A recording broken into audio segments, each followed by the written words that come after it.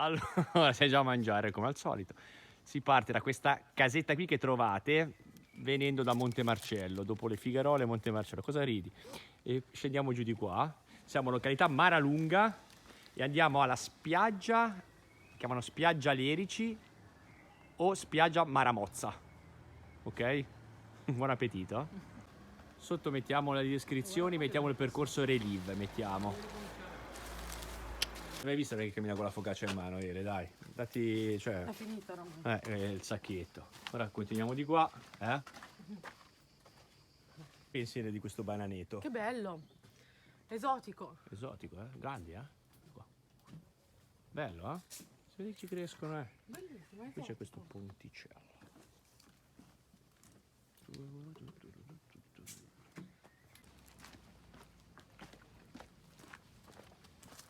Sentiero 433.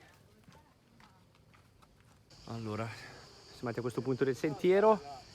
Laggiù c'è l'Erici, giù in fondo la Palmaria, come al solito, e Porto Venere. E qui c'è questa casettina piccolina con la piscinetta. E di qui continua il sentiero.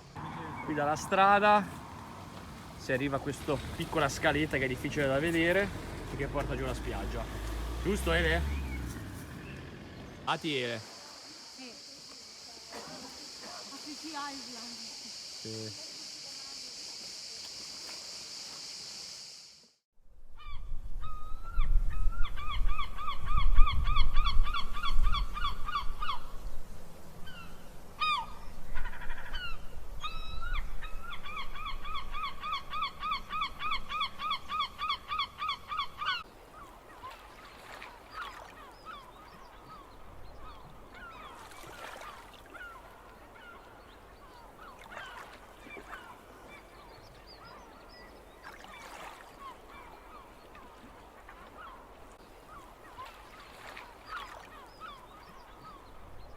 Rientra, Ele, ci siamo? Sì? Bello?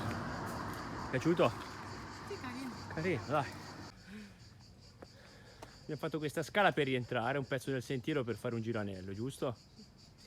Sì. E ora si rientra di qua. Sì. Stiamo rientrando e qui abbiamo tutta la vista questo Porto Venere, sentiero abbastanza facile, giusto?